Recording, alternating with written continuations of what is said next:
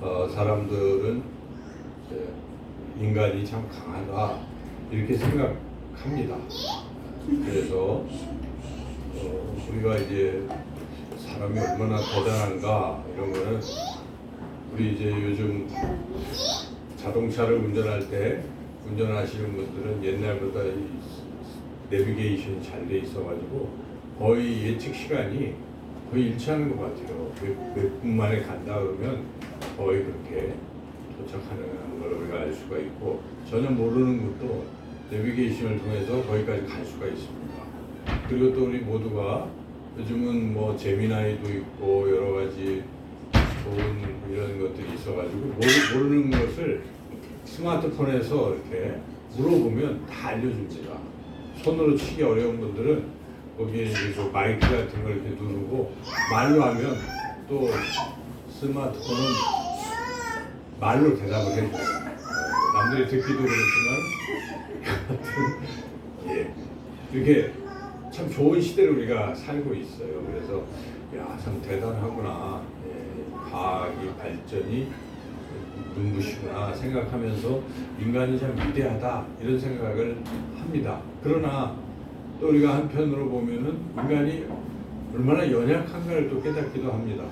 우리 뭐 수년 전에 눈에 보이지도 않는 작은 균 코로나 바이러스 때문에 인류가 거의 무지하게 어려움을 겪었죠. 그리고 최근에는 가뭄 때문에 이제 어제 그제 단비가 내려서 참 감사한 하나님의 은혜로 우리가 해소가 되어 가고 있지만 그 쩍쩍 갈라지는 이 논이나 밭을 보는 농부의 심정은 정말 타들어갔을 것입니다. 그리고 또 더위 때문에 올해는 유난히 더워서 우리가 이게 참 인간이 약하다. 그리고 최근에 이 태평양 이 주변 지역에 이제 이 지진대가 또 활성화가 돼가지고 일본도 그렇고 저쪽에 중미, 뭐 남미 이런 쪽이 굉장히 지진의 피해들이 많아졌잖아요. 뭐 최근에. 그래서 이런 걸 보면 인간이 얼마나 또 약한가 이런 생각도 또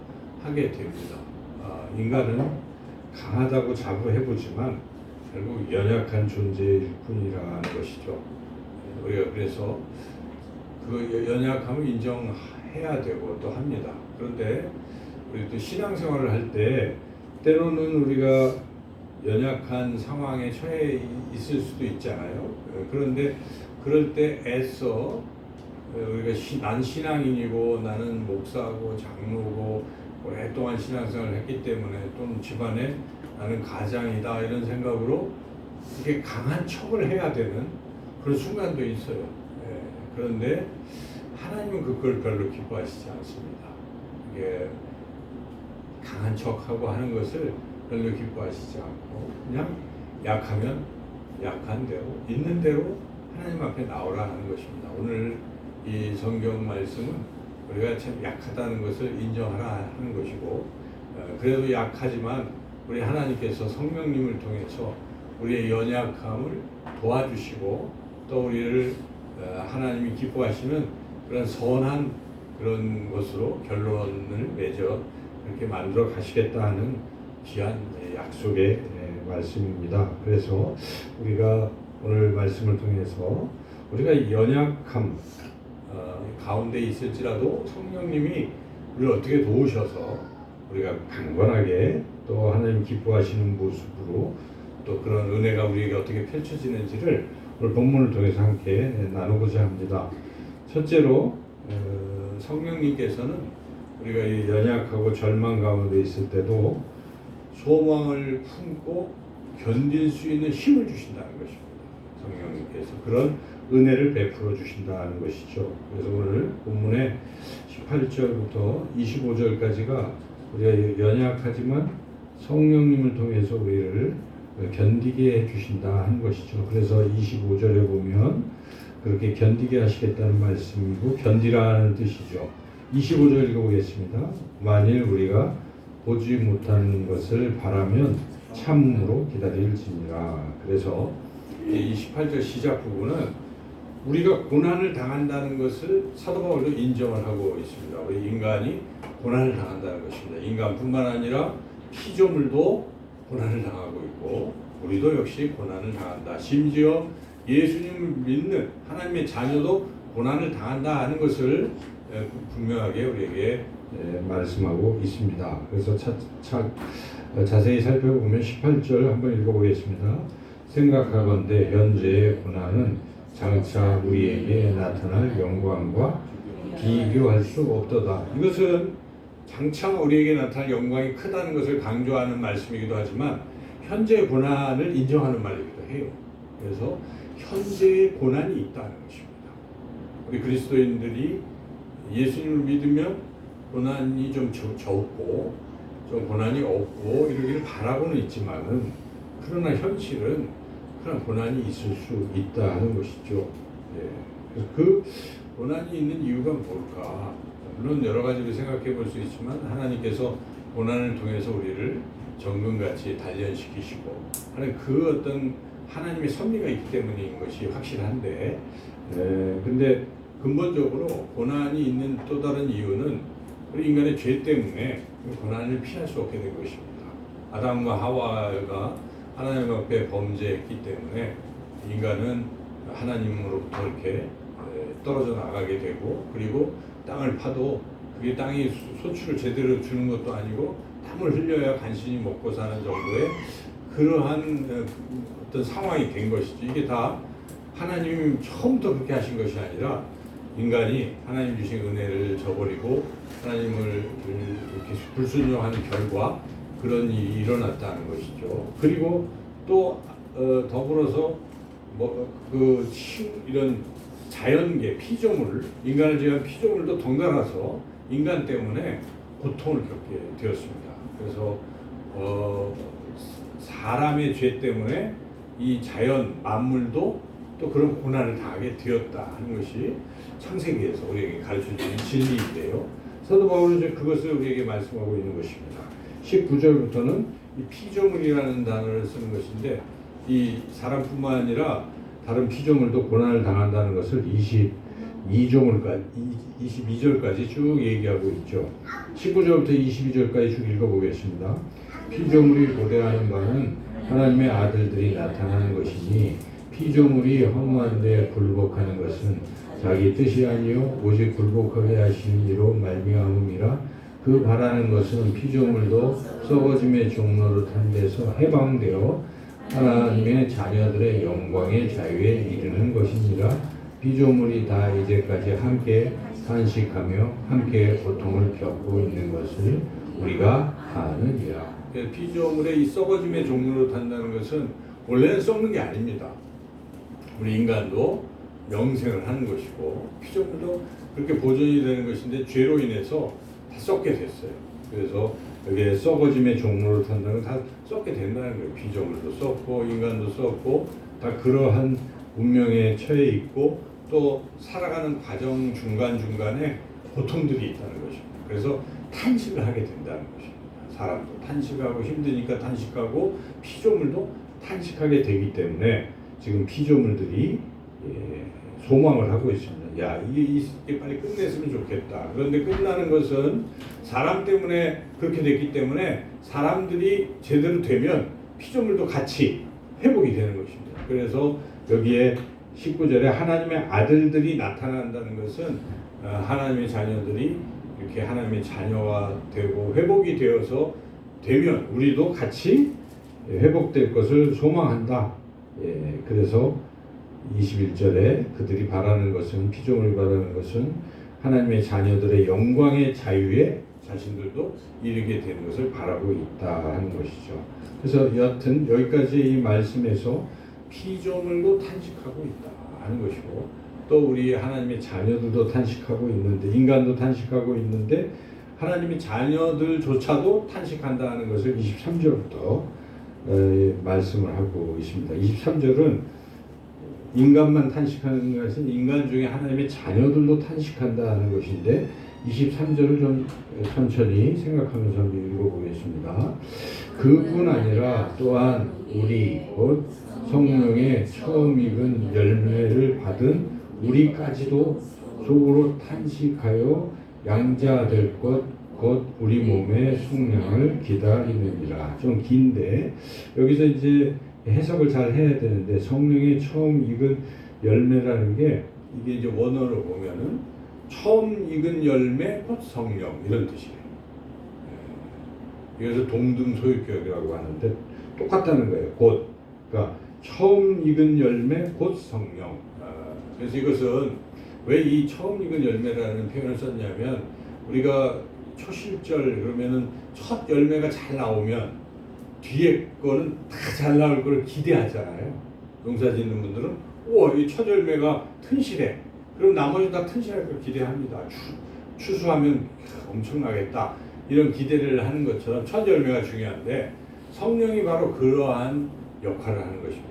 성령께서 우리가 이 앞에 우리가 지난주가 에베소 1장에 보면은 성령이 우리에게 도장이 되고 하나의 그 인증해줘서 우리가 하나님의 자녀라는 걸 확증을 시켜주니까 아직 우리가 하나님의 자녀로서 누릴 수 있는 모든 것을 누리지는 않아요. 지금 우리 상태는. 왜냐하면 몸의 부활이 아직 일어나지 않았기 때문에.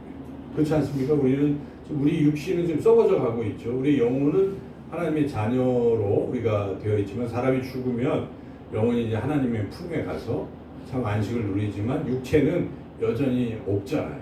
다 썩어져 있고. 그런데 예수님이 다시 재림하실 때 우리 육체도 예수님처럼 부활돼서 부활체가 돼서 이게 결합이 되면 완전체가 되는 것이죠. 그걸 영광이라고 하는 것인데 그러할 때까지는 우리가 아직 이루어진 것이 아닌데 그런데 성령을 우리가 처음에 받으면 성령이 인치면 내가 이제 하나님의 자녀라는 걸 확신하기 시작하면 그게 이루어지지는 않았지만 기대하는 거예요. 우리가 그렇게 될 것이라는. 마치 첫 열매를 우리가 보면은 아직 추수는 안 했지만 나머지 것도 다 그럴 것이다라는 것을 기대하는 것처럼 우리 자신이 이제 앞으로 미래에 완성될 것이라는 걸 기대하게 해주시는 분이 바로 성령님이라는 것입니다. 그런 뜻에서 여기에 처음 익은 열매 곧 성령님 그 성령 우리가 받았다는 얘기죠. 그래서 우리는 그러한 존재가 되지만 그러나 아직은 첫 열매이기 때문에 지금이 그렇다는 상태는 아니에요. 지금은 우리가 점점 그 진행형으로 가고 있는 것일 뿐이다. 그래서 여기에 보면 그뿐 아니라 또한 우리 곧 성령의 처음 익은 열매를 받은 우리까지도 속으로 탄식하고 있다는 것입니다. 아직 이루어지지 않았기 때문에.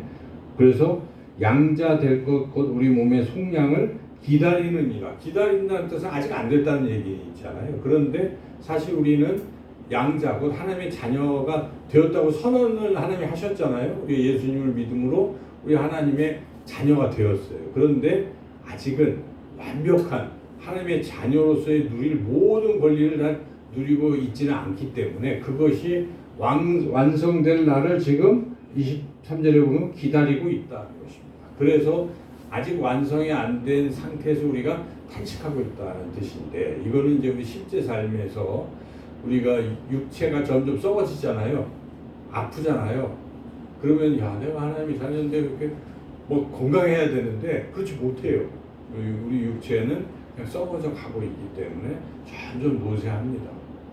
그리고 우리가 살면서 이런저런 어려움과 고난을 당해요. 그것은 우리가 아직 완성된 하나님 나라에 가지 않고 있기 때문에 지금 우리 과정 속에 있으니까 그러한 힘들고 어려운 일들을 겪고 있다는 것입니다. 그렇기 때문에 우리는 완벽히 이런 게 다 미래의 영광을 우리는 기다리고 있다는 것입니다. 그러므로 이것을 뒤집어 말하면 현재 겪고 있는 육체적인 아픔 또 경제적인 어려움 또 이런저런 힘든 이런 모든 상황 속에서 우리가 너무 낙심하지 말라는 것입니다. 이것은 누구나 겪는 고난일 수가 있기 때문에 심지어 하나님의 자녀도 이런 고난 속에서 탄식할 수 있다 하는 것이죠. 그래서 기다리라, 인내하라, 참으라 하고 24절, 25절에서 사도 바울이 권면하고 있습니다. 그런데 우리가 누구나 겪고 있는 이런 절망, 힘든 어려움 속에서 우리 스스로 이것을 이겨내는 게 아니라 바로 성령님을 통해서 우리에게 소망을 주시고 견딜 수 있는 힘을 주신다 하는 것입니다. 그래서 25절까지는 우리가 이런 여러 가지 힘들고 어려운 상황이 있지만 성령 하나님께서 우리를 견디게 하시고 이기게 하신다 하는 것을 말씀하고 있습니다. 예를 들어서 우리가 이제 막 몸에 암이나 이런 것 때문에 병원에 갔어요. 근데 병원에서 당신은 나을 수 있다. 수술만 받으면 나을 수 있다. 이렇게 의사가 얘기를 해요. 그럼 우리는 어떤 생각을 합니까? 이제 낫는다는 믿음이 생긴다면 의사 말을 확신하는 사람들은 그렇지 이제 난 나. 그렇지만 수술을 받기 전까지는 나은 게 아닙니다. 거기서 계속 대기하고 있을 거 아닙니까? 수술을 이제 할 때까지 기다리고 여러 검사하고 기다리는 과정 중에는 아픈 건 여전하고 통증은 여전하고 그렇다는 것입니다. 그와 같이 우리가 하나님께서 우리를 하나님의 자녀, 속량 이런 은혜를 베풀어 주셨지만 그게 완성된 것은 아니기 때문에 그러나 그것은 확실하다고 우리가 의사가 너는 수술 받으면 나 했기 때문에 확신하는 환자처럼 우리도 하나님이 그렇게 성령을 통해서 우리가 그렇다는 것을 알려주실 때 확신하면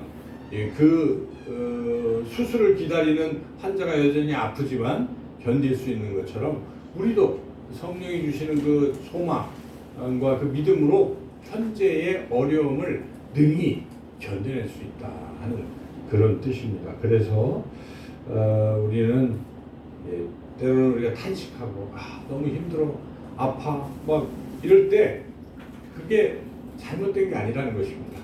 아프면 누구나 탄식할 수 있어요. 그런데 그런 탄식 속에서도 성령 하나님께서 우리에게 소망을 자꾸 불어넣어 주셔서 탄식하면서도 그래 이게 될 거야 하는 믿음을 갖게 되는 것입니다. 그래서 우리가 어떤 힘들고 어려울 때에 탄식이 실패가 아니다 하는 생각을 가지고 성령님의 그러한 위로하심과 성령님의 주시는 견디는 힘을 기대하시고 견뎌내시기를 주님의 이름으로 축원합니다.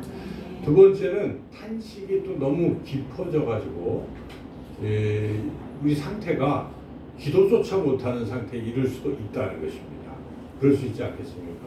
너무 헤어날 길이 없어가지고 하고 하나님 앞에 처음엔 기도를 했다가 나중에 기도도 끊어질 수가 있어요. 그런 상황에 이를 때도 성령님은 우리를 내버려 두시지 않느냐 하시고 이번에는 대신 기도해 주신다는 것입니다. 그런 정도까지 심각한 어려움 속에 처했을 때 성령은 우리를 위해서 대신 기도해 주신다 하는 것이죠. 그래서 여기 26절 연결된 것입니다. 읽어보겠습니다.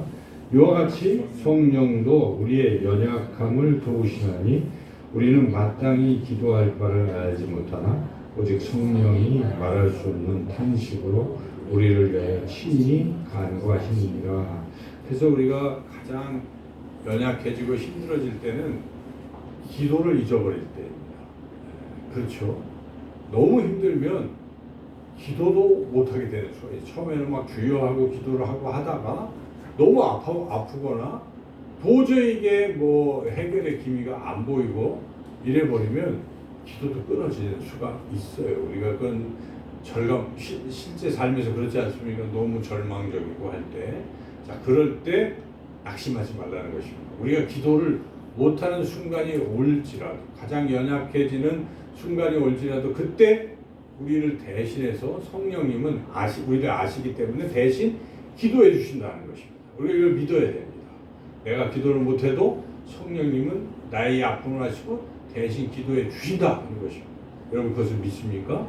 네. 그렇다면 우리가 어떻게 되겠으면 너무 이게 절망이고 기도가 못하고 있다고 해서 나는 이제 끝났다고 생각하지 마시고 그냥 기다리는 거예요. 그럴 때는 그냥 자신의 골방이든 또 교회 성전에 와서 뭘 기도할지 모르지만 그냥 가만히 있으면 그때 누가 하십니까? 성령님께서 내가 구해야 될 것들을 정확히 잘 아시고 나는 사실 하나님의 뜻대로 구하지 못하고 주여만 외치고 있지만 성령님께서는 정확하게 그게 이루어지도록 하나님의 뜻대로 이루어지도록 대신 간구해 주신다 하는 것이 그 약속이 오늘 26절의 말씀입니다. 그래서 우리가 26절 말씀을 참 외우고 또 좋아하지 않습니까? 성령이 내가 기도할 수 없을 때조차도 말할 수 없는 탄식으로 나를 위해 친히 기도하신다 하는 것을 우리가 항상 붙들고 있어야 돼요. 여러분, 만약에 우리 가윤이가 건강하게 자라서 참 감사하지만 만약에 가윤이가 이제 뭐 아픈 일이 있어요. 그러면 우리 가윤이 막 아프다고 울고 있을 거 아니에요? 근데 어디가 아픈지를 가윤이는 얘기를 못 해요. 그럴 때 누가 합니까? 엄마가. 우리 박재 집사님이 가윤이를 데리고 병원에 가서 의사한테 설명해 주잖아요. 애는 말을 못해도 얘가 어젯밤에 열이 났고 또 기침을 많이 하고 그랬습니다라고 해서 고쳐주세요라고 대신 엄마가 의사한테 얘기하면 의사는 엄마 말을 듣고 고쳐주지 않습니까? 그런 거예요. 그냥 아프다고만 하고 있는 거예요. 아기들은. 우리가 그런 상태. 어떨 때는 너무 절망적이라 아프다고 그냥 그러고만 있어도 우리 성령님이 우리를 위해서 해주시는 것처럼 그렇게 해주신다는 것이죠. 그래서 우리가 절대 기도조차 못한다고 절망하지 마시고 그때도 어머니같이 성령님이 우리를 위해서 기도하신다 하는 것. 그래서 기도가 안 나와도 그냥 십자가 앞에 주님 앞에 이렇게 앉으시길 주님의 이름으로 축원합니다. 그때 놀라운 일이 일어나는 거예요. 성령님. 그래서 보니까 해결이 되었어요. 그죠? 해결이 되고 또 내가 회복이 되는 것입니다. 이와 같이 성령님은 눈에 안 보이지만 우리를 위해서 이렇게 하고 계신 것입니다. 우리가 탄식할 때 우리에게 참으라고 같이 있어 주시고 또 기도조차 못할 때 대신 기도해 주시는 분이 성령이시다 하는 것을 오늘 말씀을 통해 우리가 분명히 깨달아야 할 것입니다. 그리고 이제 그렇게 한 이후에 또 계속 아직 상황이 호전이 안 될 수도 있잖아요. 그럴 때 우리는 어떻게 해야 되는가? 그럴 때도 우리가 붙들어야 될 말씀이 있어요. 성령님도 기도하시고 그래서 내가 이제 잘 해결이 될 것 같은데 여전히 그 상태에 머물러 있을 때 이 말씀을 꼭 붙들어야 돼요. 세 번째 28절 말씀 같이 한번 읽어보겠습니다. 우리가 알거니와 하나님을 사랑하는 자 곧 그의 뜻대로 부르심을 입은 자들에게는 모든 것이 합력하여 선을 이루느니라. 이게 모든 것은 물론 모든 이런 걸 망라하지만 오늘 본문의 문맥에서 보면 앞에서부터 단계적으로 생각해 보면 우리가 탄식했던 것들이 있잖아요. 막 힘들다고 막 하나님 앞에 뭐 하소연을 하거나 탄식만 했어요. 근데 그 다음에 기도를 해야 되는데 기도도 못하고 그러고 있을 때 성령님이 우리를 위해서 대신 기도를 때 해주신 거예요. 이런 일들, 이런 일련의 과정들이 다 종합적으로 하나님은 이런 것들을 다 합쳐서 마침내 선을 이루어 주신다는 것입니다. 그래서 모든 과정들은 그냥 뭐 무의미한 일들이 아닙니다. 우리 인생에 힘든 일을 만났을 때도 다 의미가 있어요. 그때 그 과정에 하나님이 놀랍게도 성령님을 통해서 섭리를 하고 계신 거예요. 그러다가 하나님의 때가 되면 선으로 그게 이루어진다 하는 것입니다. 여기서 우리가 주의해야 될 것이 있어요. 선을 이거는 좋은 것이잖아요. 선은 것은 하나님이 보시기에 좋은 것입니다. 그런데 사람은 자기의 어떤 생각을 거기다 투영하는 수가 있어요. 선은 자기가 원하는 그것을 이루어지는 거라고 자꾸 생각합니다. 근데 그것보다 더 좋은 것은 내가 원하는 것보다 더 좋은 것은 하나님의 뜻이 더 좋은 것입니다. 그러니까 결국은요, 하나님은 신 안목으로 보면 우리를 다듬고 계시잖아요. 그래서 마지막으로는 우리를 예수님의 형상으로 만드는 게 목적이에요. 그렇지 않겠습니까? 그래서 우리 상태가 가장 선한 상태, 좋은 상태로 되는 게 좋은 것입니다. 어차피 이 인생은 또 우리 인간은 후패해지고 시간이 지나면 죽는 거예요. 이 세상 속에서 우리가 베스트를 찾을 수 없어요. 우리는 그저 우리가 그렇게 아름답게 변화되어 갖고 우리의 심성이나 영성 등이 변화되다가 마지막에 하나님의 형상, 예수님의 형상으로 회복되는 것이 베스트예요. 이게 최선이에요. 그래서 하나님은 그걸 하고 계시는 거예요. 우리 각자에게 그걸 이루어가고 계시는 것입니다. 그래서 우리가 여기에 이 선은 하나님의 선이라고 이해하시고 내가 원하는 소원이라고 꼭 생각하지 마시고 그것보다 더 크고 위대하고 놀라우신 하나님의 선이 있다는 것을 믿으시고 하나님은 모든 과정을 다 통해서 결국은 하나님의 선을 이루어 가신다 하는 것입니다. 여러분 믿으십니까?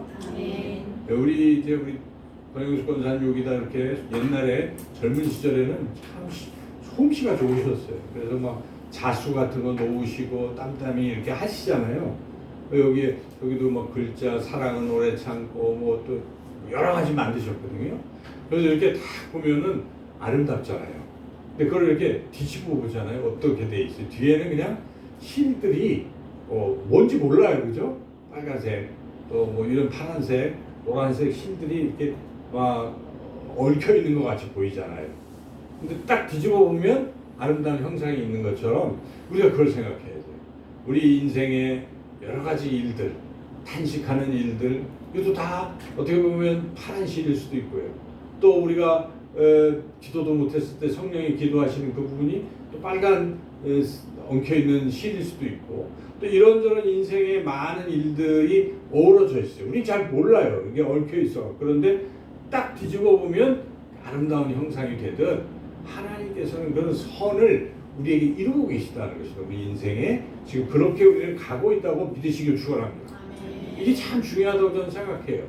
부정적인 사람은 이 끝이 별로 안 좋다고 늘 절망적으로 생각하잖아요. 그러면 안 돼요. 하나님은 우리 사랑하시고 하나님 우리를 그렇게 완벽한 선을 이루시는 분이시기 때문에 우리는 소망을 가질 필요가 있어요. 그리고 지금 힘들어도 이런 게 다 지금 모여서 난 이해할 수가 없지만 결국은 하나님께서 나를 가장 하나님이 원하시는 베스트로 만드시고 우리 가정도 그렇게 만들어 주실 것이고 모든 걸 그렇게 하실 것이라고 우리 참된 제자교회도 하나님의 선이 있을 거예요. 그죠? 그걸 이루어 가시는 과정이에요. 우리가 함부로 속단하거나 판단할 필요 없어요. 그냥 있는 과정에서 이게 탄식이면 탄식하고 계시는 것이고 기도도 못하고 있어도 성령님이 하신다는 믿음을 가지고 소망을 가지고 참으면서 인내하며 나아가신다면 다른 건 다 잊어버려도 하나님이 날 사랑하시고 성령님이 지금 나를 붙들고 계시다는 것을 굳건하게 믿으시고 날마다 인내하시고 결국 승리하시는 저와 여러분 모두가 되시기를 주님의 이름으로 축원합니다. 하나님 감사합니다. 우리는 알 수 없어도 하나님의 그 섭리 속에서 하나님 우리를 너무 사랑하시기 때문에 선으로 우리를 이루어가고 계심을 믿습니다. 때로는 탄식하고 때로는 기도조차 못할 때도 성령님이 우리 곁에 계셔서 우리를 위로하시고 격려하시고 소망을 주시고 또한 우리를 위해서 대신 기도하시는 것을 꼭 믿고 이 한 주간도 성령님과 동행하며 승리하는 우리 모두가 되게 하여 주시기를 간절히 원하옵고 예수님의 이름으로 기도드리옵나이다. 아멘.